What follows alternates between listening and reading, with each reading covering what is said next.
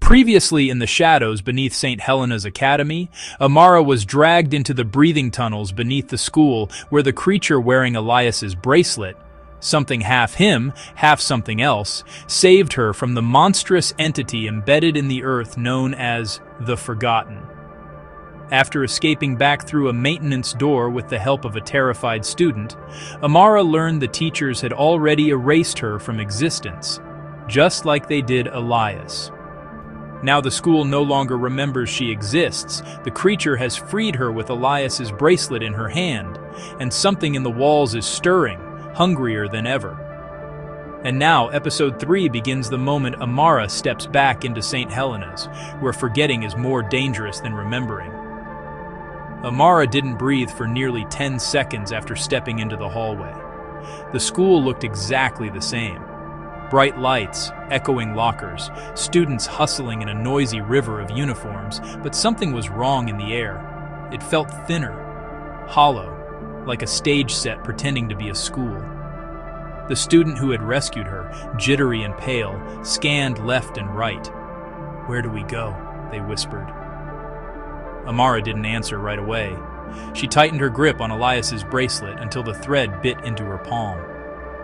"The East Wing," she said finally. "Where it all started." The student hesitated. "Aren't we being watched?" That was an understatement. Every step Amara took, she felt eyes sliding over her, confused, uncertain.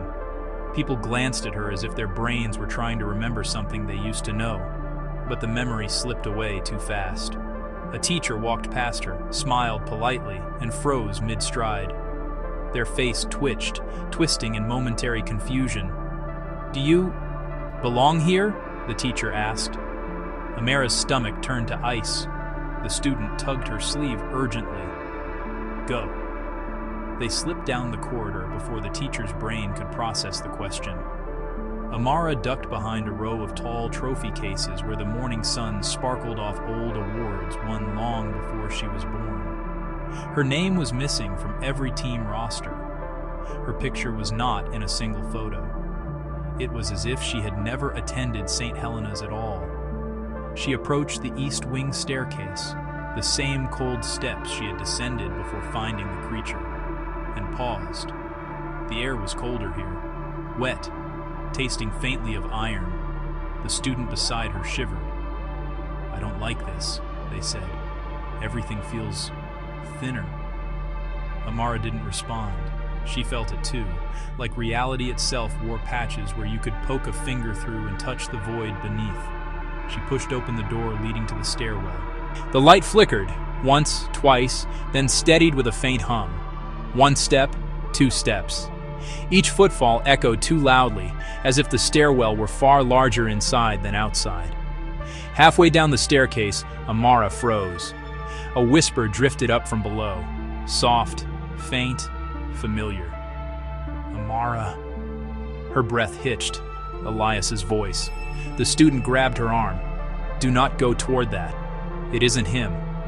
But the voice came again, this time clearer. "You came back." The sound pulled at her ribcage like a hook. She took another step downward. The student hissed, "Stop! Stop! Listen! I know what that entity can do!" Amara turned sharply. "You know?" The student's face drained of color. Their eyes darted left, right, up the stairs, like they feared someone might hear. "Just walk," they whispered. "I'll explain when we're out of the stairwell." They reached the bottom step. The maintenance door loomed ahead, the same one Amara had escaped through. But now something was different. The metal was warped inward, claw marks carved along the bottom. The door bulged as if something had pressed hard against it recently. Amara touched the steel. It felt warm. The student stepped back. "That wasn't like that before." Amara nodded. They turned away from the door and continued deeper into the East Wing hallway. It was empty. Too empty. The air vibrated with low static. And then she saw it. A mural on the wall. A new one. She stopped dead. The student bumped into her. "What?" Amara didn't answer, pointing instead. The mural was painted across 4 panels, students marching in uniform, smiling with identical expressions. Teachers clapping, a polished building behind them, St. Helena's Academy in all its perfection. But the background behind the students, barely noticeable unless you look too closely, shifted as if the shadows were alive, and hidden among those shadows. She saw it, the silhouette of the creature with sewn lips. Elias, or what was left of him, twisted into the architecture itself. The mural blinked. Amara stumbled back. "Did you see that?" The student nodded, trembling. "This school isn't just covering up its history, it's rewriting it." Amara exhaled sharply. "You said you know something. Start talking." The student swallowed hard. "My name is Milo. I'm not new here, but people forget me, constantly." Amara stared. "Forget you?" "For weeks," Milo whispered, voice cracking. "I tried joining clubs, making friends, but no one remembers my name the next day. My dorm assignment gets changed. Teachers ignore me. Even my parents forget to pick me up sometimes." Amara's heart twisted. "Why didn't the Forgotten take you?" "Milo, I think it tried. I've had dreams, voices, footsteps in my room, but something stops it." "Something? Or someone?" Milo whispered. "I think a part of it is broken." Amara thought of the creature protecting her underground, of Elias's voice trying to break through. Maybe Milo wasn't being skipped. Maybe they were being protected. Before she could speak, the intercom crackled overhead, loud, distorted, like something wet scraping metal. "Students, please report to the auditorium for a mandatory assembly." Milo's eyes widened. There wasn't supposed to be an assembly today. "It's them," Amara murmured. "They know I'm back." The overhead speakers crackled again, the static sharper, deeper. "All students to the auditorium, now." Amara and Milo exchanged a single look, a silent agreement. They ran. The hallways were filled now, students moving in orderly lines but slower than usual, their expressions blank, their steps synchronized. Amara felt the air pressure shift, like the breathing beneath the school was syncing with the movement above. Milo whispered, "Stay out of the center of the crowd. Whatever they're doing, it's going to happen there." Amara nodded. They slipped between groups, hugging the walls, moving in the shadows. As they neared the auditorium, Amara felt a pulse beneath her feet. Harder than before, the ground trembled, the lights dimmed. "It's waking up," she whispered. They reached the rear doors of the auditorium. Hundreds of students were seated already. The stage lights glowed pale yellow, casting long shadows across the floor. But something was wrong with the stage curtain. It was moving, breathing. Milo grabbed her hand. "We shouldn't be here." The principal stepped onto the stage, except it wasn't really him. His posture was too stiff. His neck tilted unnaturally. His eyes were empty, foggy like the creature's. "Students," he said, voice echoing strangely, "we gather today to reinforce unity, to strengthen the foundation of St. Helena's." The floor vibrated beneath them. Milo flinched. Amara stared at the principal's shoes. His shadow didn't match his body. It flickered, delayed, stretching, and shrinking. "The foundation demands order," he said. "Memory must be curated. Disobedience must be corrected." Amara's blood ran cold. The principal lifted a hand, and the curtain behind him unfurled like a pair of spreading wings. Not fabric, skin, pulsing, veiny, alive. A ripple of screams rose from the crowd, but they were silenced instantly as the floor pulsed a massive wave of vibration. "No one leaves until the corrections are complete," the principal said calmly. At once, students throughout the auditorium clutched their heads. Some screamed, some went silent, some collapsed. Milo choked out, "It's rewriting them. It's taking memories. It's feeding." Amara grabbed Milo's shoulders. "We have to interrupt it." "How?" Amara's eyes drifted to the principal. No, the puppet. Strings of flesh and shadow connected him to the living curtain, and behind him, the wall bulged. Something enormous pressed outward. The Forgotten. "We take him down," Amara whispered. They moved along the back wall, staying low. Students convulsed in their seats. Teachers sat motionless, eyes glazed, mouths twitching with faint whispers. On stage, the principal tilted his head as if listening to something below.